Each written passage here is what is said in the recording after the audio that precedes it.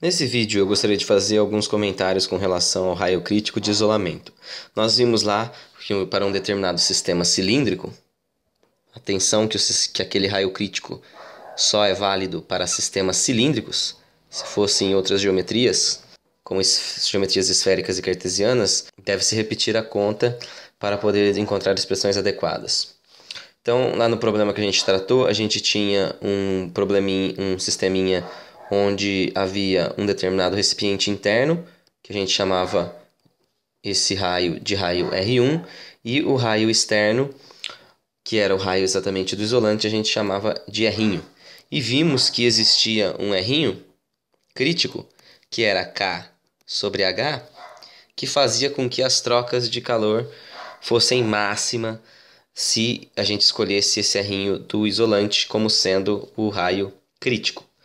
Então isso é uma coisa que a gente tem que começar a pensar, porque se a gente estiver, por exemplo, no caso de uma garrafa, querendo isolar algum líquido quente que esteja lá dentro, não é qualquer raio de isolante ou espessura de isolante que vai fazer com que essas trocas térmicas sejam as menores.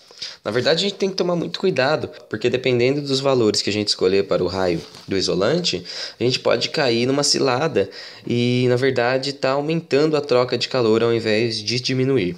Então eu queria dar um exemplo para vocês, que é o exemplo até do problema que a gente tratou, onde a gente tinha um recipiente aqui com um raiozinho interno R1 e a parte de isolante a gente chamou de R, e esse aqui é o isolante, no caso aí isolando um cilindro. E eu queria mostrar para vocês, fazendo um gráfico aqui, do fluxo de calor em função do raio,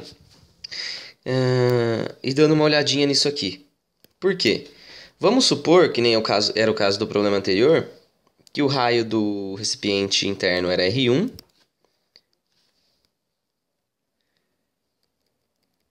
então, se o recipiente não tivesse nenhum isolante, vamos supor que a troca de calor aí, o fluxo de calor que estaria deixando o mesmo, supondo temperaturas mais elevadas no interior do cilindro interno, ele ia ter então aqui uma certa taxa de calor sem o isolante. A gente viu que existia um raio crítico, que era o tal K sobre H. E aí a gente tem que tomar cuidado. Vamos supor que a gente deseja diminuir a perda de calor, ou seja, manter alguma substância lá no interior do cilindro menor do recipiente por mais tempo a uma determinada temperatura. Então a gente está querendo minimizar as trocas de calor. Olha só, nessa região aqui, ó, qualquer raio que eu pegar do isolante, sabe o que vai acontecer? Eu vou estar aumentando. E eu posso fazer, se eu pegar exatamente o raio crítico, eu posso fazer com que a transferência de calor seja, na verdade, máxima. Que o que é máximo? Então não é uma boa escolha eu pegar qualquer regiãozinho, qualquer valor para o raio do isolante. E mais um detalhe ainda. Se a gente prolongar um pouquinho essa reta, aqui é o valor da transferência de calor sem o isolante e aqui também. Essa região também, partindo daqui até aqui, essa região aqui, qualquer valor que eu pegar para o raio isolante, também eu não vou diminuir nada na transferência de calor lá de dentro para fora. Então, nesse caso, qual seria a melhor escolha?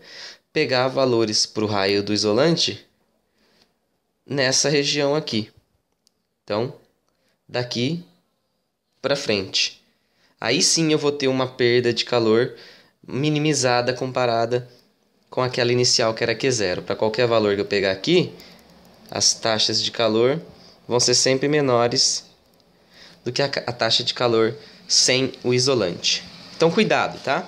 Se tiver algum recipiente, a primeira coisa que vocês têm que fazer, caso vocês queiram minimizar a troca térmica, se for maximizar a troca térmica é fácil, né? Calcula o raio crítico e usa o raio crítico para o isolante, que vocês vão ter a maior troca de calor possível.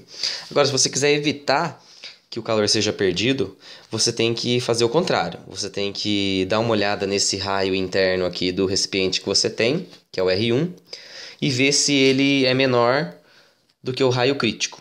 Se ele for menor, que é o caso que a gente desenhou aqui no gráfico, a gente tem que escolher uma espessura ou um raio para esse isolante que esteja nessa região aqui, tá? Para diminuir a perda de calor. Porque se porventura a gente pegar algum raio que caia nessa região, ele vai estar, na verdade, aumentando as trocas de calor no sistema e não diminuindo. E se por acaso no sistema que a gente estiver trabalhando o raio do recipiente já for maior ou igual ao raio crítico, ou seja, ele já está acima dessa região aqui, então qualquer valor que eu pegar para a espessura do isolante vai funcionar muito bem aí para diminuir as trocas de calor, porque se ele for maior ou igual do que o raio crítico, o raio do recipiente interno, ele já vai estar sendo o ponto máximo ou além do ponto máximo, então qualquer valor que eu pegar sempre vai tender a cair. O problema nosso cai nesse caso aqui, onde o recipiente interno tem raio menor do que o raio crítico de isolamento. Então vai fazer com que exista uma região inteira onde, se a gente escolher raios para o isolante que caiam nessa região, nós vamos estar propiciando trocas de calores mais eficientes do que reduzindo as mesmas. Tá ok?